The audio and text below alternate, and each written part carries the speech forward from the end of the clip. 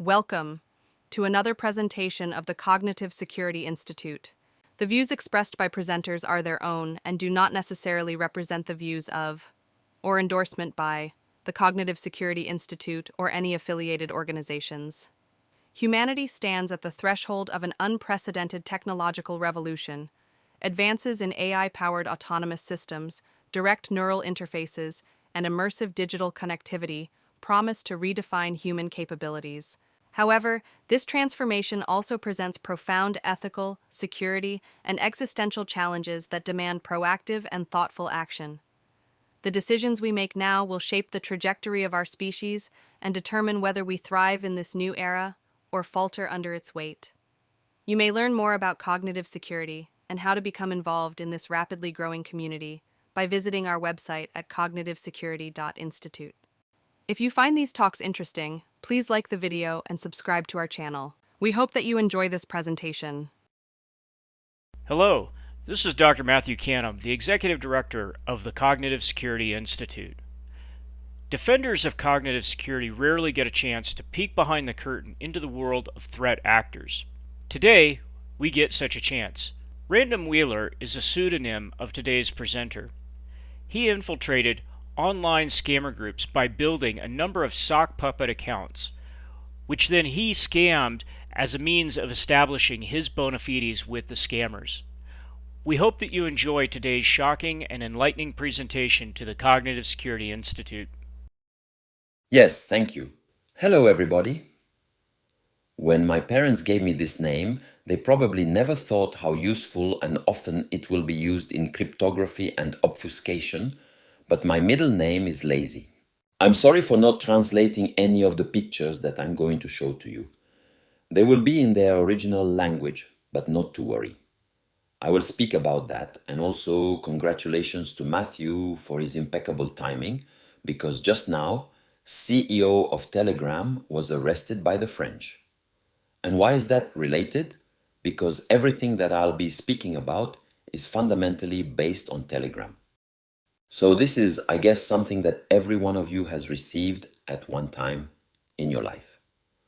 When you suddenly have a message in your telephone telling you that your package is not available, missing or whatever, you only need to click this quickly and solve the problem. It's a thing that everyone is receiving packages all the time, and even if I'm not ordering anything at the right moment, right now, I can still be thinking that maybe I forgot something, maybe I can still click on that and solve the problem.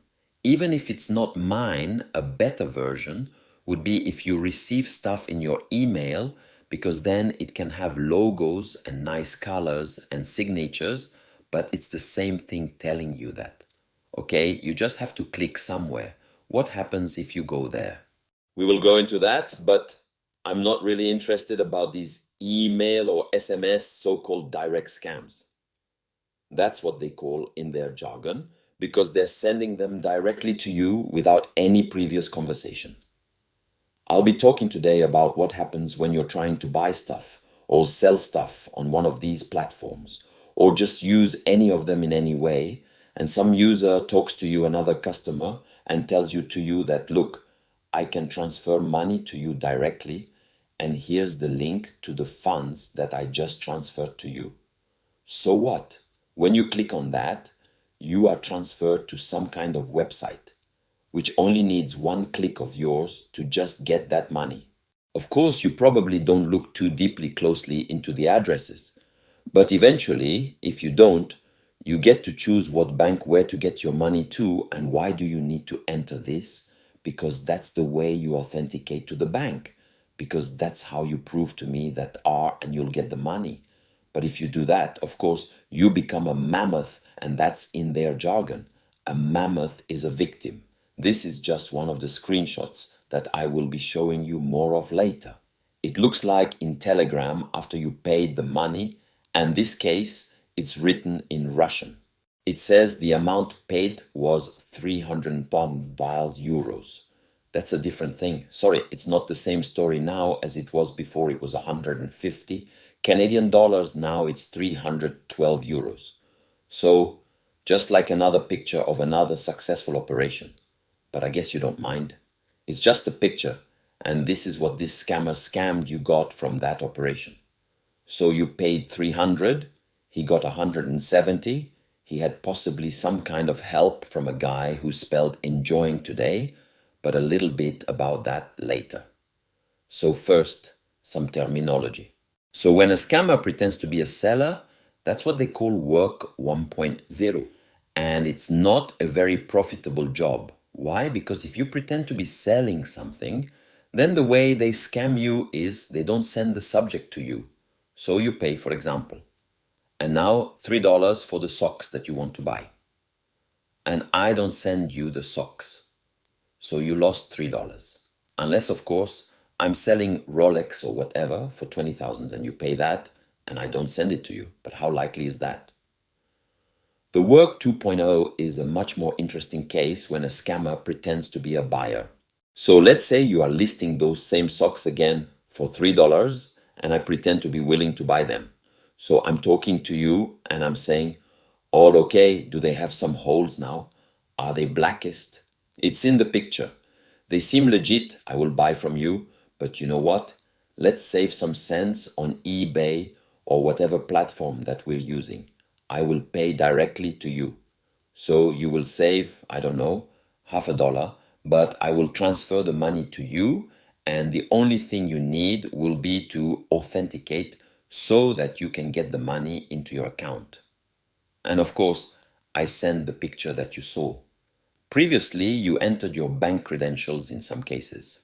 These platforms will even ask you to enter the exact amount that you have in your bank account because that's even a better way to authenticate. Because you really claim that it's the amount that you have there. So the bank can be sure that it's you who is authenticating, and in that case, I will basically transfer everything you have in your account. So instead of just $3, I will get much, much more. So therefore, work 2.0 is the thing that I will be mostly concentrating on. That's the more interesting job. Neanderthals, that is what they call themselves, the scammers. They are wild prehistoric people running around trying to catch mammoths, so everyone is a client to them, potential victim, until that's them, and that's when they become a mammoth. So I guess that's all the terminology you want to know. So let's try to scam someone. First, we need, of course, to become a worker. And the most difficult part, I'm sure, would be to find some kind of scammer team where you want to become a member. How do you register to that team? So, if you read some Russian, if you don't, I will translate stuff here. It is possible to find channels on Telegram which advertise those teams. So if you find that advertising channel, you can find the team and you go to their channel. First of all, it will be their bot channel and the bot will start the first conversation with you. So you usually write /start and the bot says, okay, if you want to join the team first, you will need to answer some questions. So question number 1, specify countries and platforms where you have your work experience and tell us about it a little bit. So I write to them, I started in OLX and then I worked a little bit in Poland on Etsy 2.0. So now you know what 2.0 means and don't need to explain that anymore. Question number 2, specify teams where you had profits and where do you work right now. So I say Bern and then I tried with Deveroli and right now I'm not working. Anyway, clearly I had to know some kind of names which are not completely out of the blue sky. Then question number 3. What's your average amount of logs in one or another country? Log is actually a successful line of bank account data credentials, credit card data with CVD, preferably. I'm saying that well in Poland about 20. And then, finally, number 4. Where did you find information about this project? If some friend referred you, then specify his tag, and I'm saying booty shop. So now at least one advertisement channel where you can find those teams. And so now my questionnaire has been sent. Fingers crossed. We're waiting. It can take from, I don't know, 5 minutes to 2 days for them to review this application, and sometimes they will ignore you. Sometimes they will reject you. In this case, boom, your request is approved. Clearly, I didn't write too much nonsense in that application form. And what do I get in this bot channel once I'm approved? So the first one is the bot menu. I will be using that for work later on. The one down there on the left bottom is payments channel. That's the most interesting to me because that's where the team advertises or reports all their successful operations, and you can learn a lot from that. And the one on the right is the theme chat channel, where all the members usually spend their time during the day. It's, I know, terrible channel with lots of swearing and funny things, lots of moving pictures of little monkeys. I don't know, this remains a mystery to me up to this day. Like, why monkeys? And if you have any ideas, I'd love to chat about that with you. But mostly it's like monkeys jumping on beds, monkeys smoking something, monkeys dressed like this or that. I have no idea. What's that meme got to do with these scammers? But I was not spending too much time on these chat channels. And sorry, I did not take any pictures of these monkeys somehow. But let's go to the menu. That's an interesting one. What can you get out of this bot right now once you're registered? Usually every team has slightly different bots, like everyone is custom made, but most of the time they will have these 4 things. Like one, the most important button will be a generator of fake sites. That's where I will be trying to forward you. Phishing sites where you will enter your credentials. Then there will be more or less some kind of manuals for new beginners, like how to work, what's the browser to use, what the socks and what not socks, but proxy socks for. But anyway, also a lot of scam related things could be more of them, less of them, but usually they will have some kind of fake screenshots of products that you're trying to buy or sell links to. Stores where you can buy stolen accounts of almost every platform.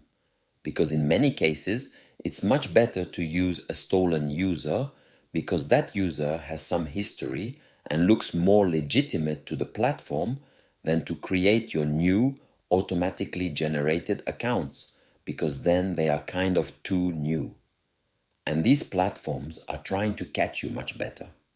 They will also give links to their own search engines, fake phones and whatnot. And finally, you will have some kind of possibility to interact with mentors, operators, and in some cases psychologists who will help you in your difficult job. So let's create some kind of fake site. So I click on the link, which says the same thing. Create a link, and I choose Interact, with which is actually one of the normal systems for Canada, where you can transfer money.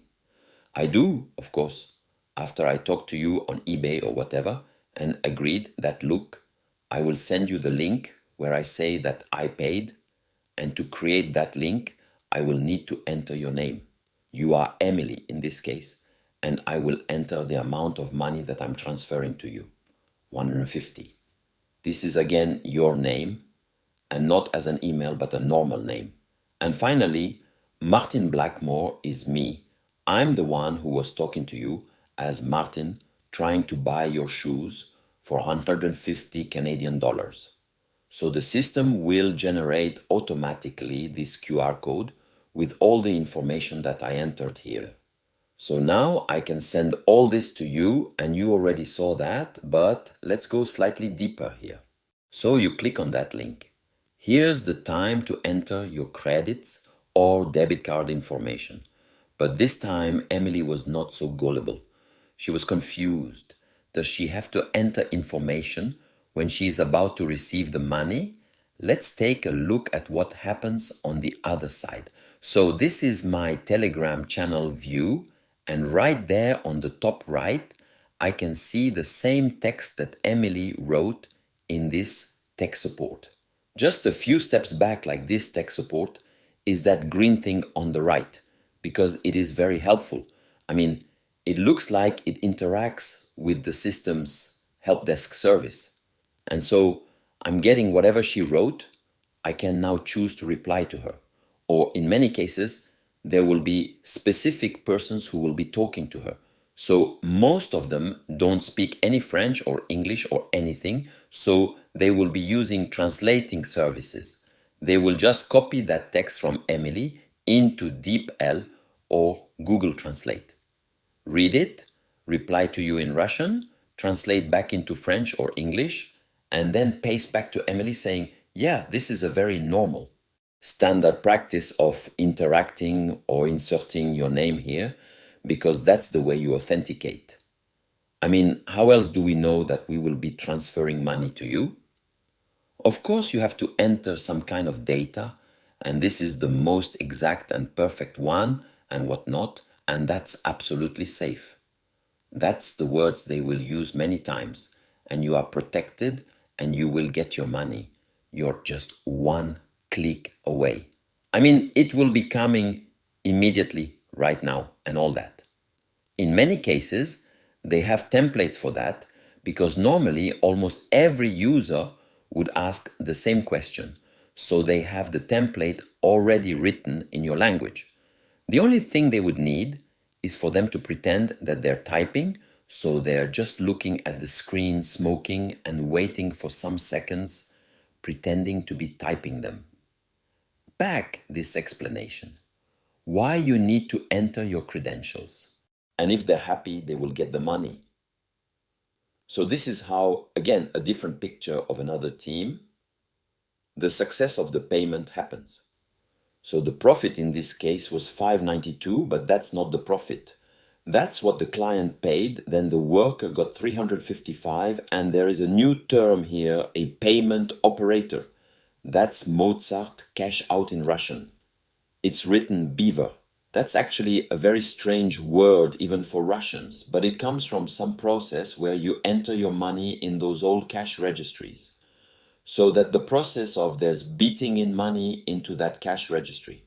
That's where the name is coming from, but I loosely translate it as a payment operator. That's the guy who's entering your bank account, transferring the money to some other account. Eventually, it will get into some cryptocurrency, most likely into ORX. But they could use bitcoins quite seldom, but it's a possibility. I mean, there are plenty of opportunities. And yeah, you can also see, in this case, it's not the example that I showed to you with Emily. It's an example in Switzerland.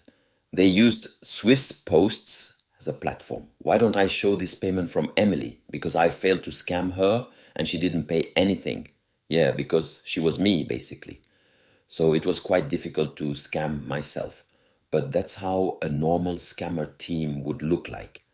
They always have some kind of head who created it.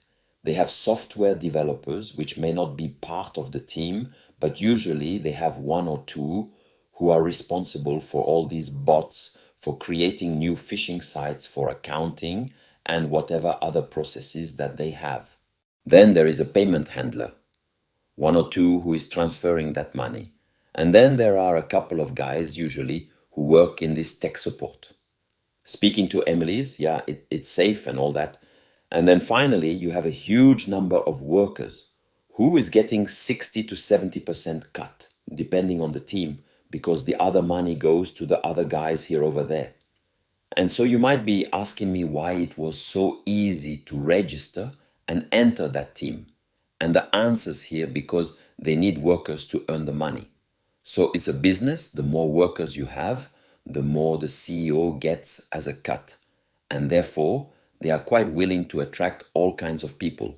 As long as you work for them and scam others, they will get their own cut, of course. They are at the same time afraid of law enforcement agencies getting in there, but what business has no risk? I'll try to show how all of this scamming operation looks from the beginning to the end.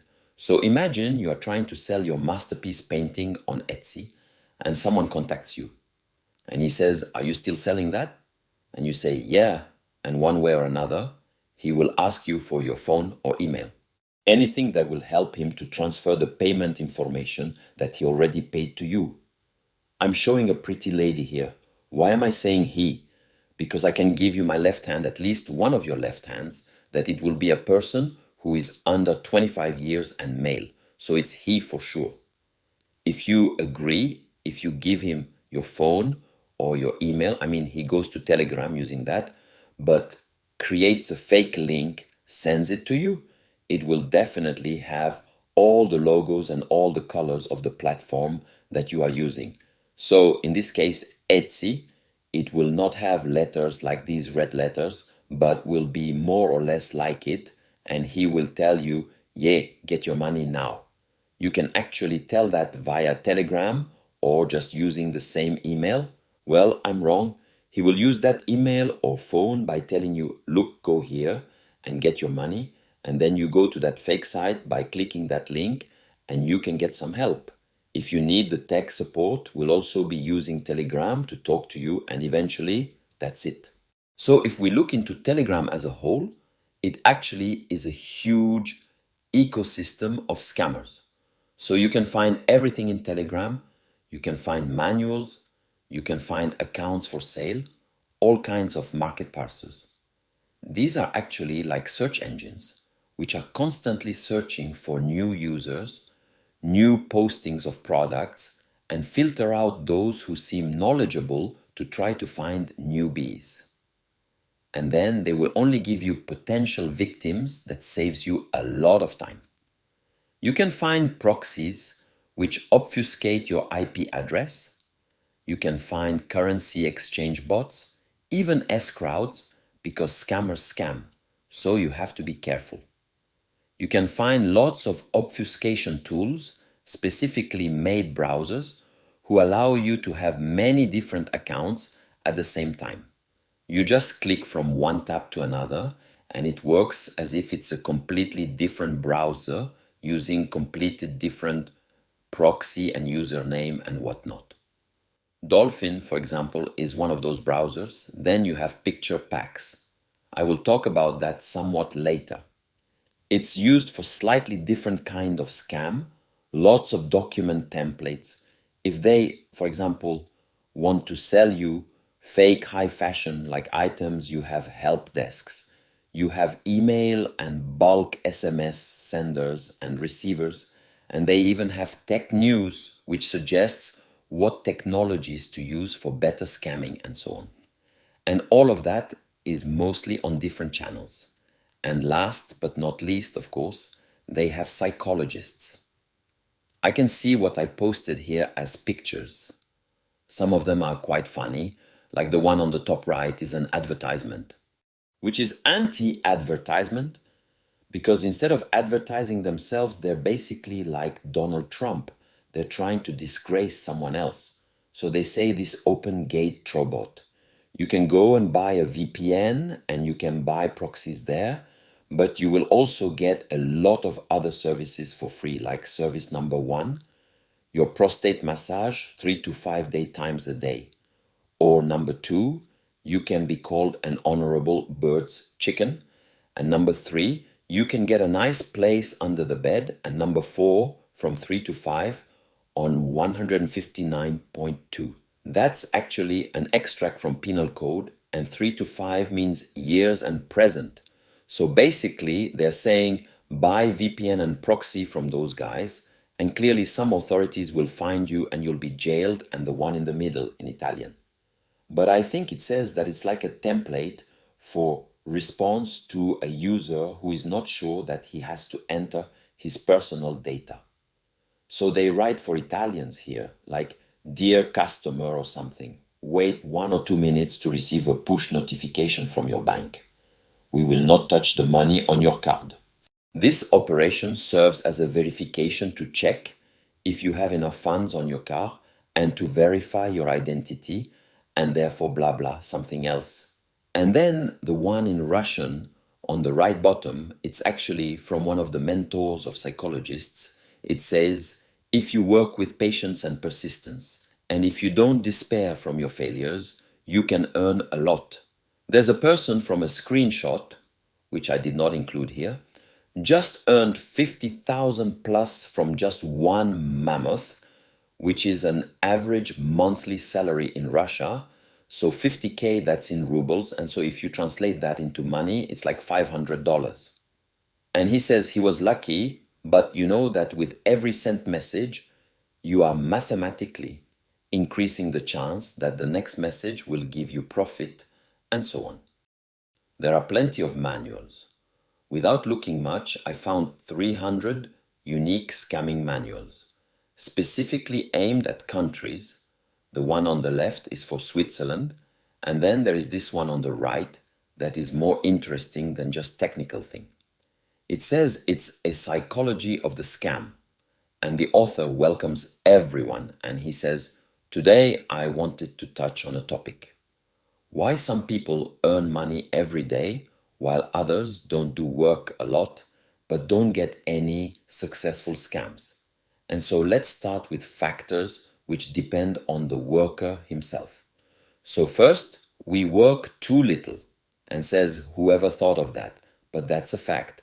So if you just write 10 to 20 messages or chats, in this case a day, of course, you will not get anything. Normally, an average statistical top worker sits down to work at 10 in the morning and works until the evening. And therefore, he gets 2 to 5 profits a day. And yeah, he says one guy worked for 2 weeks like that, and now he has a new Range Rover. So there are no secrets here. You just need to take and plow as a field, as in a factory, and so on. And the last one topic, like you're working. Not effectively, I mean, you can write 100 to 500 chats a day, but if you don't do that with your brain, then we'll get nothing again. So all the manuals and stores, of course, it's a tough job because scammers, as I said, constantly fight other scammers, like this big warning sign in one of the teams, "Be afraid of fake payment operators." You always check the username specifically for every letter, because otherwise you will lose your hard-earned money. So finally, enough about a lot of statistics right now. Not a lot, but again, I was lazy this time because I got almost into 100 teams, but I created this report before the end of my operation. So, okay, there you go. But anyway, you can add mentally 30% to everything that they showed to you to be more or less correct then. But anyway, basically, I wrote a little program which would take all these payment messages from all the payment channels of all these teams that I infiltrated, and then just put all of that into a platform. Of course, there was a lot of work to translate all the different currencies. They use all the styles that they have for reporting that and so on. But eventually it all came down nicely into one little database, which has at least 147 unique platforms that they scammed. More than 100 countries, and I collected the total amount in euros. Translated that into one of the currencies that we can understand. And in total, there were 236,000 records of successful scam operations. And as you can see, what's that saying? There's no rest for the wicked. They work on Saturdays and Sundays almost as much as on other days, but they follow very closely European business hours. But if you think Central Europe, the peak happens at 15, but in Central Europe, that will be around 17. So that's when most of the users finish their job in Europe. Go home, start buying or selling stuff, that's the peak business hour. And this is the amount that they stole. And these 2 last years, so 50,000, sorry, not 1,000, 50 million in euros, and the top 10 teams actually got 40. So 80% of all that went to top 10 teams. What you can see, 2 of them are not working anymore, like Bern and Euroban. Therefore, I used these names as they wanted to register to others, because when you can check that I'm there or not there, these teams don't work anymore. The names don't mean anything. Then I checked, how does it look over time? And apparently, the amount of money this scam makes every month is almost linearly increasing. But at the same time, the number of teams also increases. So there's a question like, does the scam increase overall? Because they become more proficient at that, or just because there are more teams. So if you take the trend like per team, then you can see that now scammers don't become more proficient. It's just like the number of teams is increasing. But I mean, do we care? I mean, it's still bad. I mean, they still get more money. And actually, it could be that there is some underreporting because I try to find the number of subscribers that each team has in Telegram, which I expect should correspond more or less to the number of workers they have. I could be wrong, but if you look into, for example, Marvel team, you can see there's more than 10,000 subscribers for that team, but the earnings are not so big. So either they are underreporting or there's something wrong with these subscribers. I mean, they may be just there for fun. I don't know how to look at those monkeys jumping. If we take a look into how scams are happening by the platform, well, that's not so pretty because half of the payments did not report the platform. So therefore, I say it's hidden, which means not reported and specified. So that means that the rest of the data has a very huge uncertainty. But I think it more or less corresponds to reality. So this last couple of months, where I took the data from the NFT scam, got a very big jump. I will explain what an NFT scam is in a second. Trade is the usual one, but they invite you to trade on stock exchange in options or shares, and it's a fake stock exchange. The ebay.com booking is also booking.com. You can see a drop from November 23. We tried to understand what's happening with booking, and apparently they were introducing some stricter controls for the users. That you need to send some more pictures so that you are really an owner of the hotel, not just a fake owner. And this direct is those ones that I showed you in the very beginning, when they just spray SMS or emails to just everyone without any previous conversation, previous interactions. So maybe someone will click on them. Apparently, a lot of people click on that and then that's invented. Those are some marketplaces, and this is just for the fun of it, the average scam amount by platform. Which platforms will give you the most profit just from one Mammoth, and apparently it's interactive. Canadians win, Facebook is in 37th place only. So it's not very profitable to scam people on Facebook. Not just, I could be saying that incorrectly. It's not profitable from one scam. Maybe you can scam more people on Facebook, but just to finish it all up. I'll leave this hanging for a while now and explain what other types of scam there are, which I did not look too deep into the NFT team. Well, usually it goes like that. A scammer downloads a pack of pictures for one of the Telegram channels and includes pictures of some pretty but not too beautiful lady. Normal working Russian girl or whatever. These pictures are in various degrees of clothing, I would say, from max 0, and then they register on one of the dating sites and the pictures will be useful for other scams as well.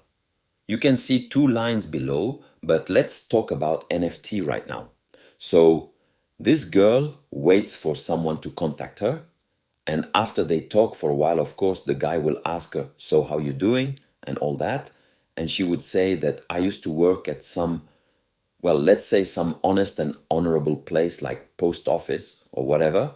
But right now, either I don't work at all or I work maybe 2 days, 2 hours a day or something just for the fun of it. But otherwise, I'm quite okay with this other side, hustle that I have. And if the guy asks, she would explain that, yeah, I just found this nice thing. He called NFT where I can invest in the non-fungible tokens. And they always give me such a nice, huge profit and all that. She will not try to push you for information. You have to ask her a lot until she agrees to explain to you how that works and then gives you the site. So you go there and you invest some whatever amount of money, let's say 10 euro, $20 or whatever. And while I get 22 back, or 25, or maybe even 30, is 50% profit from whatever you include. So, the first few times you will get the money back with all this interest. Eventually, of course, you invest more, and then suddenly there are problems with the bank or whatever. They can help you to get that money back, but of course, you need to authenticate yourself, and you know how that goes. In some cases, I saw a citation when a guy was trying to authenticate himself 7 times in a row, and then he ran out of money because why stop there? Then the trade and investment scam is the usual one that I talked about a little bit, and escorts, of course, the fun one. Eventually, they will use all those pictures that they downloaded from the channels. The aim is, of course, to compromise you in some way, so that blackmail. Eventually, at some point, there will be a requirement to send nudes from yourself. And before that, of course, you will reveal all your family members, friends, and all that. So that after you send your nudes, you can be blackmailed by saying that I can send all of that to your friends and your family. And that was from the manual that I read. If the guy pays you something, then that's a very nice beginning to start squeezing him out of everything he can have. Like, you don't have any more money? You don't have a car? I mean, sell your car. What? Can't just go to a bank and take credit? Sure you can. I mean, borrow from your friends. I mean, just pay and pay and pay. So drugs are a thing where they pretend to sell drugs, and also either they will ask you to authenticate or whatever, but mostly it goes around teenagers, so they scam their own teenagers. It's a long story, so let's not repeat it. More or less goes the same way as this escort or NFT scam, and crypto is when also more or less of the same. But you will have to invest in some cryptocurrencies, because in games are just fake casinos and fake games traffic, arbitrage just another strange possibility. Apparently that's the thing. I mean, you can invest in increasing the amount of traffic to some websites, but then they manage to squeeze money out of you anyway, like making those fake arbitrage sites and all that. And then finally, direct messages are all these things that you saw already. Suspicious activity in your bank account. Click here, authenticate yourself, or they call you like, this is a police, or this is Google telling you that something's happening and you have to click here and there. But is there some kind of defense? Well, it's Telegram, right? So that's a new thing. I never thought of that. But since Telegram can actually see whatever you write, maybe some authorities can talk to Telegram nicely and ask them to reveal whatever is happening. But otherwise, fraudsters, most of them are in a lawless country. They are very well hidden behind 1, 2 proxies. And amazingly, the domains that they use are behind the Cloudflare. That's a system which helps us to defend our websites against the DDoS attacks by obfuscating our real IP addresses, and that works against us now because their IP addresses are also obfuscated by Cloudflare. We could talk nicely to Cloudflare, but I guess the CEOs never fly to Paris, right? And then, of course, our law enforcement agencies are clearly understaffed. And in this case, our privacy is working against us. And so the defense is actually in your hands. So every one of us has just basically to know how this happens, and then we can protect. So again, how not to become a mammoth, you think, before you enter a personal data and you be paranoid. And of course, if it happened, you can still contact your bank very, very quickly. Because in many cases, it's likely reversible, at least in the very beginning. So that's it, and I will now take questions. Thank you for taking the time to watch this presentation to the Cognitive Security Institute. If you enjoyed this talk, please like the video and subscribe to our channel. You may learn more about topics in cognitive security by visiting us at cognitivesecurity.institute.